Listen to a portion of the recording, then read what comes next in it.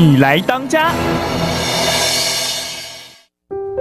Messenger on Taipei Broadcasting Station. I'm your host, Ross Darrell Fiengold. Today, our very special guest, and I'm so honored and we're so lucky to have him, is Kail Tseng, a Grand Secretary of the, I'm going to try and say this right, Kyle, the Grand Lodge of Free and Accepted Masons of China, commonly known as the Masons or Freemasonry. Kyle, welcome to the show. Thank you, Ross. It's my great pleasure and honor to be here. Now, before we talk about the Masons or Freemasonry and some of the history and their contributions to society, tell us a little bit about yourself. Which part of Taiwan did you grow up in? Okay, I was native born Taipei City. I was born here 1951 in Zhongshan District, which is close to our radio station. Yes. Quite some distance apart. And then I went to States for college, and then came back to Taiwan, worked for a little while, then moved over to live in States for about 2 decades or so, then came back. Just finally decided to come back home. It's always good to be home. But when you were a child growing up, I'm sure you never imagined you'd be a Mason, but what kind of work did you think you'd be doing in the future? Well, did you have a dream job when you were a child? My dream were pretty much unrealistic. Real estate? Okay, because what kind of child dreams about real estate? My dad used to work for the as a office manager for the defense minister. Mm-hmm. And he was the Air Force colonel. I was actually trained in the U.S. at Arizona. So the minister, which is the Minister Yu Dawei, he passed away a long time ago. As a child, we went to his home frequently. And one time he just all of a sudden out of the blue asked all these children, what would you wish to grow up to be? Mm-hmm. And at that time, the immediate popping into my mind, the Navy officer's uniform so neat and so nice. I said, I want to be the naval combat ship captain. He took a big laugh out of it. Mm-hmm. But those are unrealistic dreams. And when I was a teen, I wanted to be a rock band member, which I did for a little while. After my graduation, we need to complete our military compulsory service. At that time, I say, no, rock band is not going to sustain my daily life. So I give up and find a regular decent job, actually at the Zarencailo offices at the time. Yeah, so you've had a number of different jobs in your career. You worked in a law firm. You've worked in some manufacturing, what we often call traditional manufacturing, import, export of different kinds of products. Okay. At one time, I worked for the American buying office for garment business. At the time, the exchange rate was 32 to $1 US.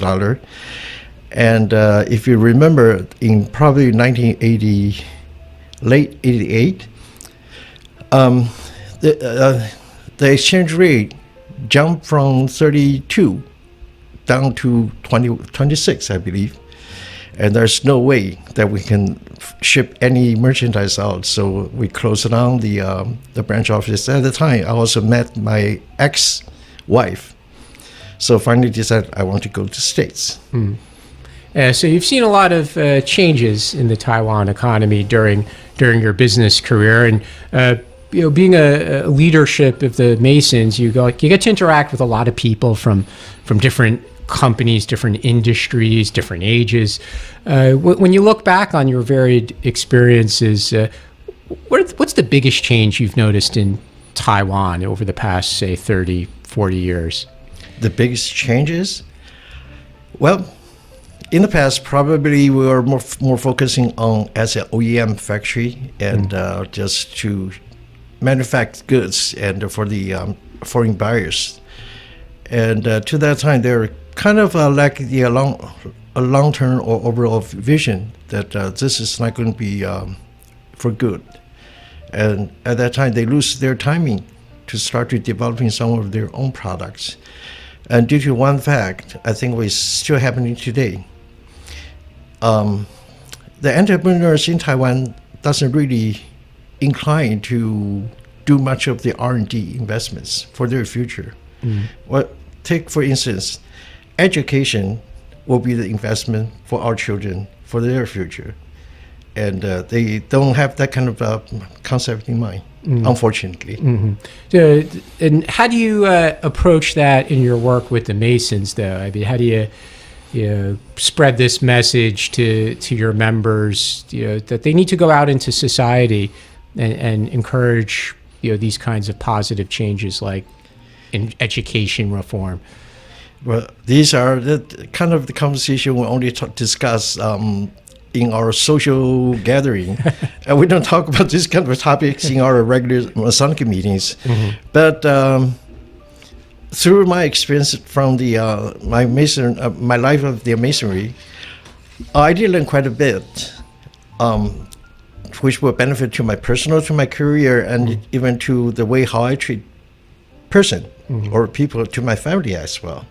Is being a Mason helpful for people in business? Because sometimes, Kyle, people join these kinds of organizations only because of the networking. I mean, we have to be frank, right? Sometimes people will join this because somebody said, "Oh, you go to that organization, you go to their lunch, you'll meet all these important business people, you'll meet potential clients." And like I said, that's why some people join these organizations. Is that common in Masonry as well, that people look at it for the networking? In Masonry, we try to discourage that kind of line of thought, and those are probably more occurring into. Let's not name any other organizations. Some others. Okay. Yeah, let's not name anyone, because all these organizations, all these fraternal organizations, they all do good work. They all do a lot of charitable work, and there's nothing wrong with networking. No, either. Of course not. Well, let me share one of the particular or unique point of view. In Masonry, we are highly focusing on one thing. You work hard, you earn what you deserve. So we're not expecting anyone to come here for a free meal. So we're actually expecting members who will be willing to devote their time, their energy, and their thought into Masonry, and also assisting others as a brother or members, with the hope that we will all grow up and we will all advance to a higher level ourselves. So when you were traveling, say, for business, do you go knock on the door of a Masonic temple when you're in another city, or that's not something that you do in Masonry? Yes, I do, and I always do that. Yeah. And even now I'm going to ask you a difficult question. Though, when you do that, do you say, "I'm from Taiwan," or "I'm from China"? The free, because your name still has China in the name, right? Okay. We're talking about politics. Basically, I do hold two different passports. So whenever I go outside, I use the other passport, and only entering and exiting from Taiwan, I use the ROC passport. So I don't really have that kind of difficulty. But whenever they put on a questionnaire, I will always put Taipei, Taiwan, parent. ROC. But when you meet the other Masons and you give them the name of the Masons here in Taiwan, I mean, the name does include China, right? It's the free and accepted lodge of China. Our legal name, which is recognized worldwide, will be Grand Lodge of China, which is also including the territory of the mainland China today. Wow, so you have 1 billion potential Masons. Because, if you view the historical background, we came from mainland China, and we have so many of the lodges established, and some of them, the building still exists today as a very historical building site. And so there's no way that they can deny or erase that part of the history. Tell us a little bit about the history of the Masons here in Taiwan. You said the lodge originally was established in China. Yes. Okay. If you want the long one or the short one? Let's have the interesting one. Okay. Actually, the history can go all the way back to the Qing Dynasty, and even back to I don't want to recite it. Incorrect information to you. But basically, we established probably in the late 1800. In China. I'm sorry. The correct date. The first masonry landed in China was in 1759 Wow. by a bunch of the Swedish merchant. They work under the name of the East Indian Company on a ship called Prince Karl. And along the shipmate, there are quite a few of the masons. And they do have a permission that wherever they travel in foreign countries, they can meet and gather as a mason legally, any part of the world. So that was the very first time. Then in 1769, the Grand Lodge of England established the very first lodge in China, in Canton. It's called Empty Lodge number 407. So that's a long way to go back. Then we know in Qing Dynasty, these Masonic institution only open to the foreigners. Foreign residents in China. Expatriates. And so none of the Chinese residents are permitted or allowed into to join. But things got changes at the late Qing Dynasty when they started to send scholars overseas. And some then went to study, for instance, in Massachusetts, in the state of Pennsylvania, and Australia, in Western Europe. They all of a sudden they start to realize that there's a secret society, it's called Masonry, and they show their interest. And some of them start to join and got accepted in those places abroad. And once they graduated, since they are considered the elite of the Qing Dynasty or the future brand new blood, so they came back to serve for their country, and they shown the interest. They want to continue their Masonic journey, and so they start to approach and affiliate with these so-called the foreign lodges in China. So that's gradually started to have the drive of forming a Grand Lodge of China. What was the original basis or reason why Masonry was formed in I believe it was in England, Western Europe? If we go back 300-400 years, why did men come together to form this organization? This is going to be a very, very long drag topic. If you really want to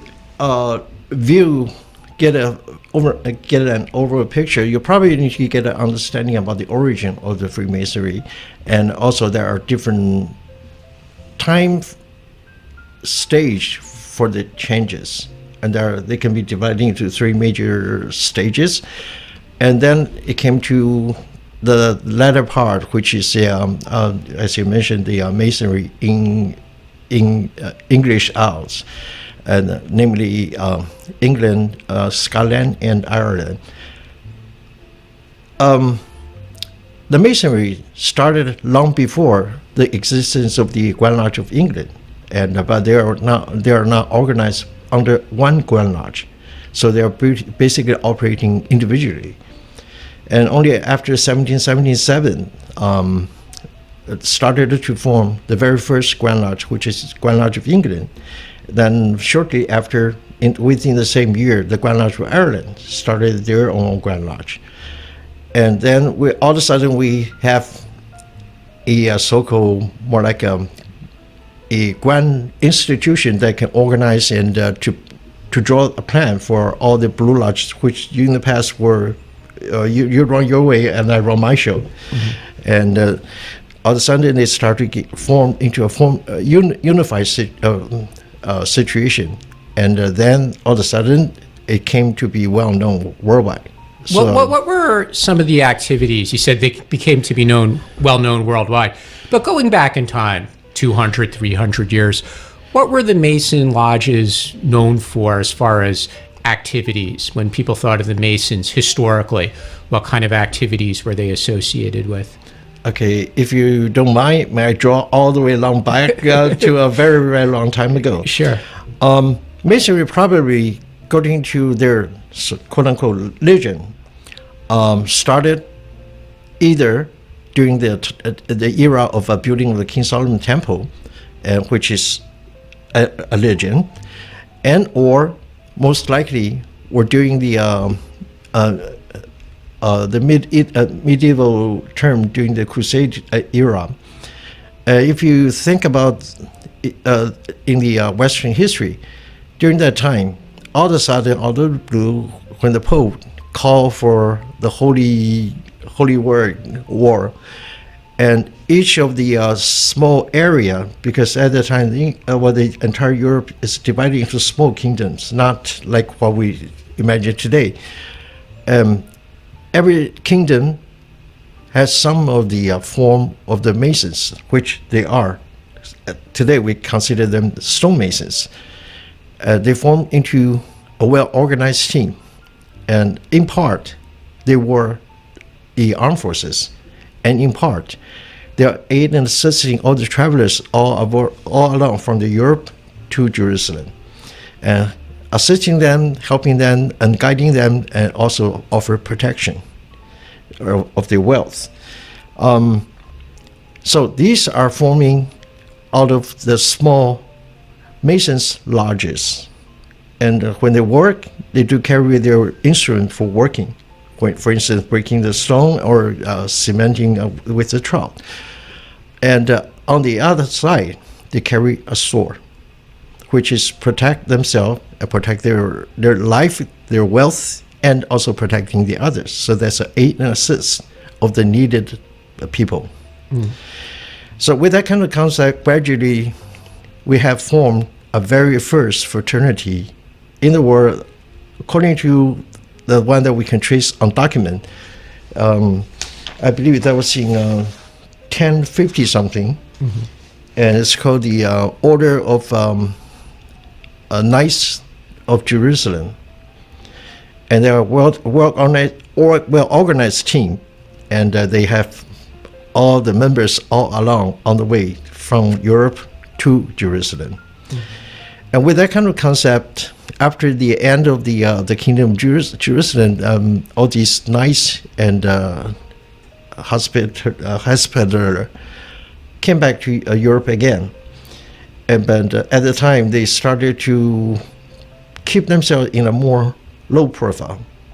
But secretly, they still kept connection with any part of the country or area or region.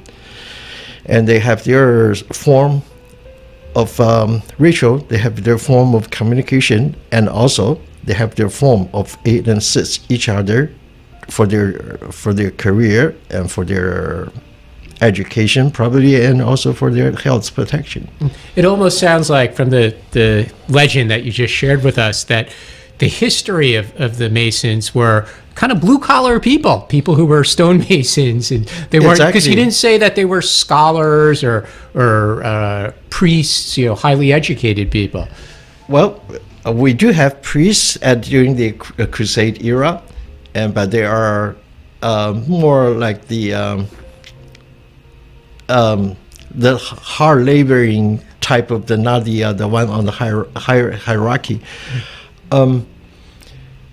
Also, if you vision this with this picture in mind, way back to that time or the medieval time, you're either a king, a royal family, or you're a knight, and you enjoy the high status, wealth, and whatever you wish, you get it.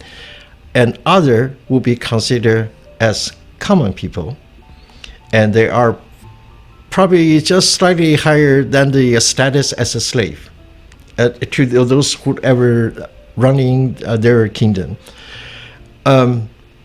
So in that kind of sense, yes, they were pretty much more like the blue-collar people. Mm-hmm. But nowadays, your members are from all walks of life, correct? Correct. Yeah, because often a lot of people tend to think of these kinds of fraternal organizations as nowadays very white collar, very much for professional people, and that's why they're looking at it for networking kind of opportunities. Allow me to share with you the three different changes in phase in masonry. Okay, as you mentioned earlier, initially these members were pretty much more like the blue collar, and they are on the very low social status per se, or even not really earning a decent income or revenue. But they have a special skill, and which none of the royal family or crown or the king or whatever, they have that kind of knowledge, or not even the knights. They only know how to fight. And back from probably after the 12,000 or so, or in Europe, start to undertaking quite a few of the magnificent temple or even castles or shrine, and which will require some special skill of the laborers who come to help these king or whatever, or even the pope. And so these stonemasons all of a sudden started to enjoy a much higher level of freedom, and they can freely to go travel whichever they will wish, and to work and earn their income. And on the other hand, they were invited to feast of this royal family. Since simply, if I wish to build, for instance, a castle, I would need to communicate with someone and build my dream home. And so you will need to talk with these architect and then the builders, and to accomplish your dream. And all of a sudden, their status is gradually getting even higher and higher. And also, at the other hand, they got the permission to offer their freedom of travel. And of course, needless to say, their so-called revenue or benefit will be enjoying much higher than average common people. So to that point, we will consider those pretty much like operative masons. And then later, many of these royal family or the nobles, they start to realize, hey, these guys, they have their special meaning, they have their special tools, and there are certain philosophy which we never learned before. For instance, like geometry, mathematics, etc. And so to a point, they say, oh, those are interesting. May I join? They say, no. We are the laborers. So they wouldn't let the nobles join. They hesitate for this royal family to join. But afterward, to the later part, before at the late 1600s, etc., they did start to accept a non-mason. So to that point or that phase, we started to change from the operative to more like a operative and speculative combination. And to after 1777, when we have the first Grand Lodge, we start to accept purely speculative masons. We don't work on laborers, but we have those knowledge, we have those skills for helping us to advance ourselves. And so, of course, you get more of the scholars and other walks of life into masonries. Well, we're going to take a short break, but when we come back, we'll learn more about the Masons from the Grand Secretary, Kail, and what the Masons are doing today globally as well as in Taiwan. You're listening to Resonance Messenger on Taipei Broadcasting Station.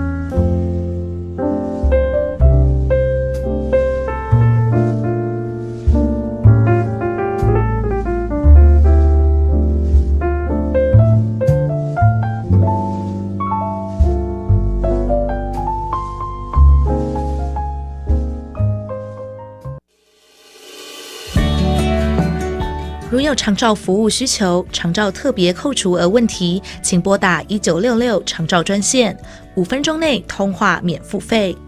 一通电话让长期照顾管理专员协助申请长期照顾服务及解答长期照顾特别扣除额相关问题。以上内容由台北市政府卫生局提供。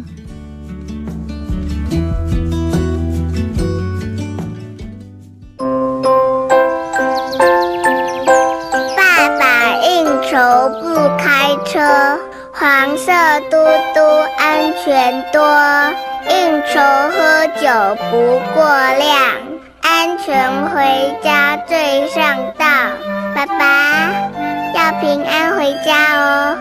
喝酒不开车，开车不喝酒哦。让我们一起尊重生命，拥抱亲情。亲爱的朋友，您还在吸烟吗？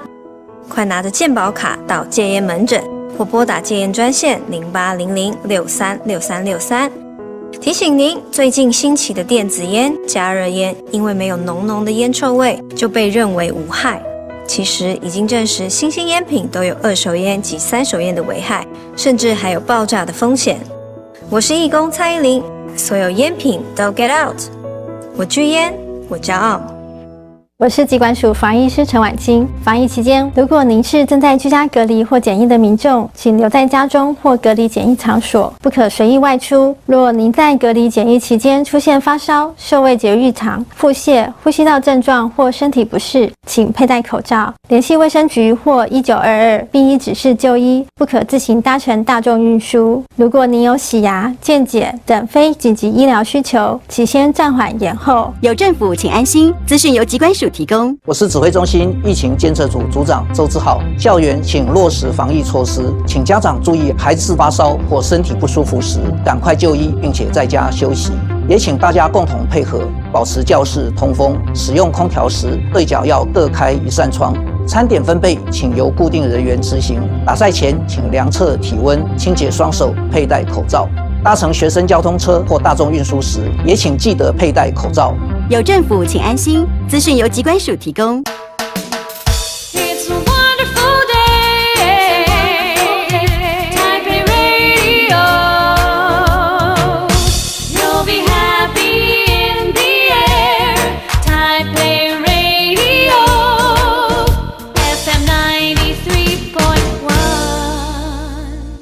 谁当家？谁当家？谁当家？你当家？谁当家？谁当家？谁当家？当家？我当家？你当家？我当家？我当家？到底谁当家？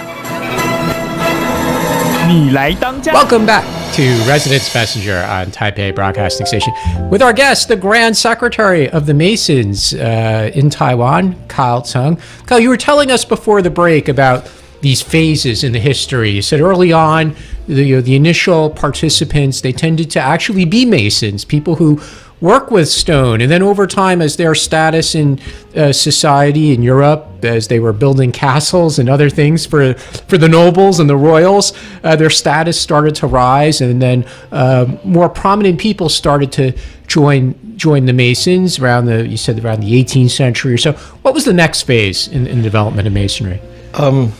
The next phase,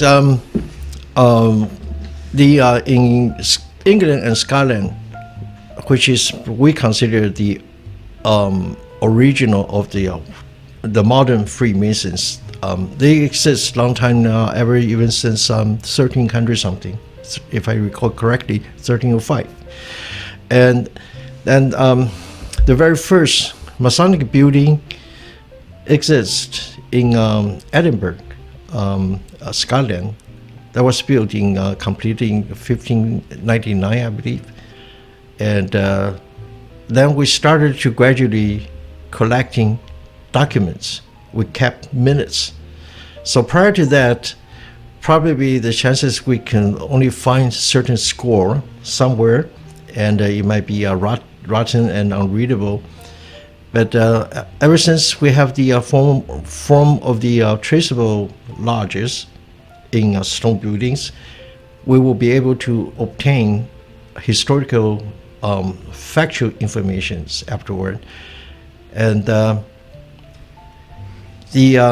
that also start to draw more interest to the non-stone mason or non-operative masons showing their interest, because first of all, the masonry, in whatever in charge for building the great castle or cathedral, they gradually turn to be more wealthy and they have enjoyed even much higher status. So the royal family would consider them to be one of us. But you guys kept your secrets, and you know more knowledge than we have been able to obtain through, for instance, the Roman Catholic Church or through other religious education. Then they start to show their interest about masonry, and eventually down to the point, if I need to find that factual information,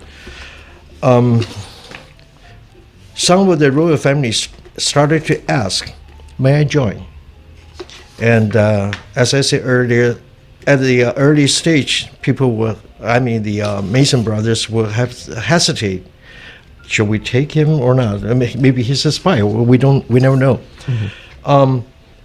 But in 1599, in Scotland, we start to have document and we start to keep minutes for masonry. And also, in 1599, we started to take the non-masons to join as a part of the member of the fraternity. And on document, which is factual information, July 3rd of 1634, we had the very first royal family got admitted and initiated into a Mason. Let's talk about how you came to be admitted and initiated. What did you know about the Masons before you joined them? Did you know anything about it? I know nothing about Masons. And what attracted you to join them? Okay, simply because after I came back from Maryland in 1983, and I got an offer to work here. My blood brother just recently initiated and became a Freemason. And when I came back, in about less than a month or so, he just asked me out of the blue, would you like to consider I being a Mason? So, would you like to be one? I said, what is it? He says, it's a fraternity worldwide. And since I have prior knowledge about fraternity, well, you went to Maryland. Yeah, fraternity life is big in those American universities. The animal houses. Yeah, they're known for the partying. Yeah. So I said, yeah, of course. That's why I jumped into the wagon. Is that how it usually happens? That a Mason will ask someone, "Do you want to join?" Or is it usually the opposite way, that people come to the Masons and say, "Hey, I'm interested in joining"? No, we never go out soliciting anyone to become a Mason, which we should never do that. It's an important principle not to do that. For my particular case, is kind of unique. Since he's my brother, we live together, and so he asked, and I respond. But generally speaking, we try to promote or provide information and facilitating others to get an interest of knowing Masonry first. And if they are interested, we will be most likely inviting them to come to certain social functions. And so outsiders are sometimes invited to the social functions. They are welcome to any of our social functions. Just get a feel. Is this a group of people you feel comfortable with? If not, no one is going to forcing you. And if you will be showing the interest, then we will probably ask you, would you have the willingness and the drive to learn things, to improve yourself? If the answer is yes, then we'll be moving down to more like our perspective, the type of the group of people we would like to choose. And if they were, no, I'm just interested in party and beer, that's not one of us.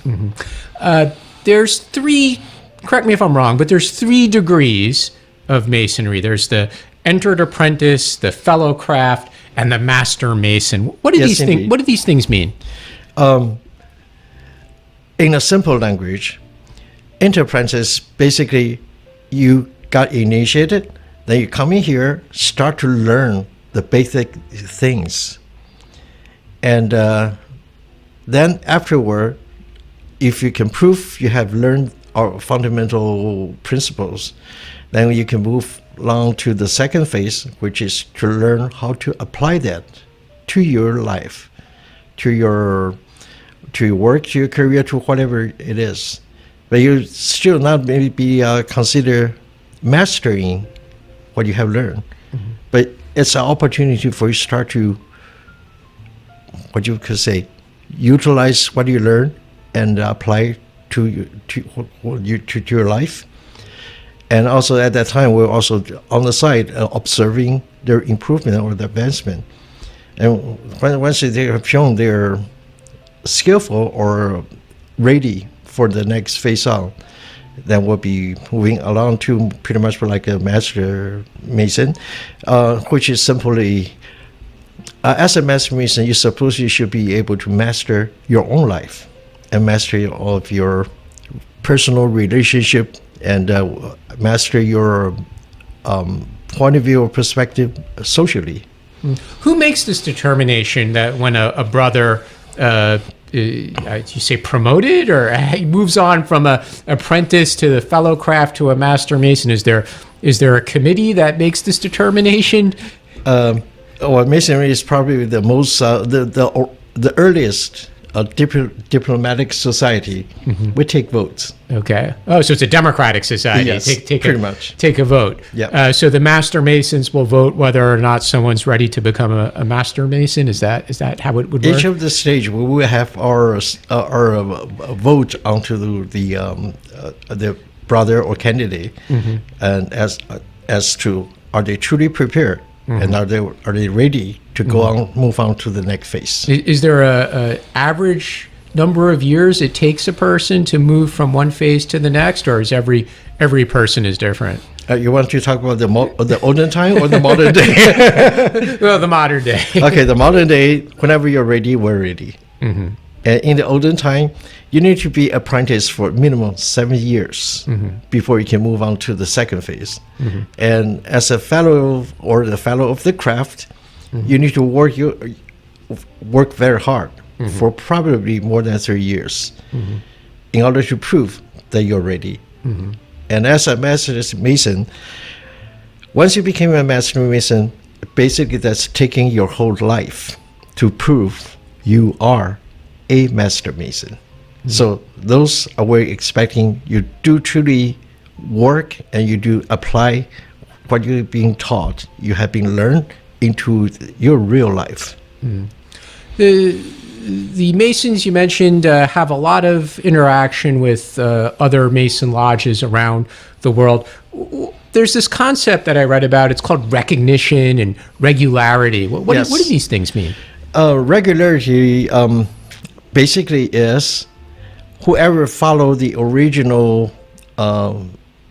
Masons rules and regulations. We do have one constitution which pretty much obey or comply by all the Grand Lodges worldwide. And that was written in 1409 to 1420 or so, which is called Anderson's Constitution. I'm sorry, that's the Regis manuscript that was on, and then in later 1728, when the Grand Lodge of England was organized, they rewrite into a so-called Anderson Constitution. There are some fundamental each and every Grand Lodge must follow. For instance, you must only take men, since we are a fraternity, we are not a sorority. And secondly, that person must be a free person. And his application or his willingness to join must be out of his own free will. No one can force him or try to influence or convince him to become a member.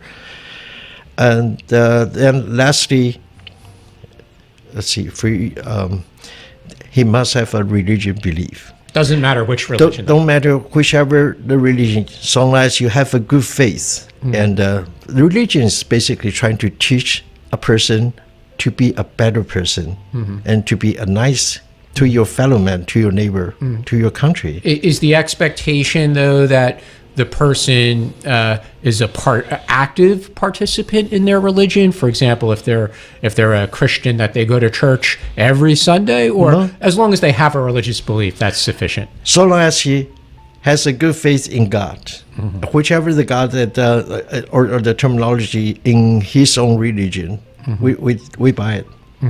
And for instance, take me for instance, I was baptized as a Catholic, back in Seattle. I used to serve as the parish council for quite a number of years. But I also take the what you might call the sinner, the xiang for the Fojiao, the Buddhism. I think basically it's only showing your own personal sincerity and respect. It doesn't do anything to change your belief or so. And tell us about the motto of the Masons, the within 4 seas all our brethren. What does that mean? Masonry, if you view in the past, even during the era of the Crusade, people travel, and when they go to foreign or strange countries, they are relying on certain people they can trust. So whom do you trust? Another fraternity institution or someone you don't even know. And so for Masonry, we are proud to say that wherever you travel, you will run into a group of Mason brothers in the non-communist country, of course. And you will be receiving with warm welcome, and they will treat you with sincerity, decency, and honesty. Are there any charitable activities in Taiwan that the Masons are publicly known for engaging in as a group? Yes. Mason is focusing on charity per se, but where our charity is not only limited to financial donation contribution. Throughout the past, in early part, probably from 1950 to 1970-ish, there are quite a few of the, because of the medical situation wasn't so well established in Taiwan, so there were quite a few of the crippled children. So our Guanlu of China, or the member of the Chinese Freemason in China, we took the initiative to have the special fund specialized in assisting the crippled children. And then after the 70, there isn't much of the crippled children cases. And so we shipped that with our charity fund in alliances with the what's the name of the hospital? The one in Zhongshan and Mingshan? Makai. To start out all the foundation, which turned to be very successful even today. It's called the Burn Child Foundation, and we do tremendous financial aid and even free operations to those burn childs. And on the other hand, in the past 2 years or so, we start to shift on focusing on another type of the charity program, which is we in alliances with a private financial foundation, which is called 曹仲直基金会. We start to focusing on donating wheelchair for the needed, because some of them, they may not under the classification of the property line, and so they cannot get the financial assistance from the government. And on the other hand, since they have a very low income wages or so they could not even afford to buy one of the wheelchairs. So we're offering those to the needed. You've been so kind in sharing information with us about Masons, both the history globally, here in Taiwan. So I have to ask you, though, because you've been so honest and shared so much information, why are there all this allegations of secrecy and conspiracies with the Masons? Because you seem like a really nice guy, and you told us about the charity work, and you've shared so much of information. Why does that never go away with the Masons?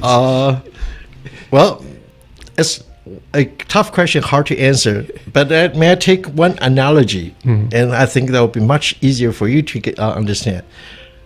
Or if you take back in 14th, 16th century, there were a lot of people were claiming witchcraft, being burned and or killed, simply because they don't understand. So understanding is the key. If you don't understand it, the chances are you will be very easy to accuse. Those are the evil one. I'm not going to associate with that. But in which we can understand in the past, the information is not wide open, and not like today we have internet. You can obtain basic information everywhere. So they use their own speculation. Oh, they're not the good one. They have their meeting secretly. Why cannot they? Why don't they dare to open? Well, let me put it this way. Every member of Freemasons, no matter even China or any part of the world, they are proud to go out to announce, I am a Mason. We never try to hide our identity as we are Mason, but there's no way. It's not really necessary for us to shout it over everyone. Hey, I'm a Mason. I'm a Mason. What's the use? We keep everything low profile. And secondly, we don't go out publicize our donation. We don't go out publicize our charity. We believe we do things to fulfill our fundamental obligation to me, to myself, to my family, and to the society in which I live. Well, on that note, I want to say thank you so much for sharing with us, Kail. All this information about the good works that the Masons do, and it's been great to have you on the show. So thank you. It's my pleasure. You've been listening to Resonance Messenger on Taipei Broadcasting Station. I'm Ross Fiengold, and our guest today was Kail Tseng of the Grand Lodge of Free and Accepted Masons of China.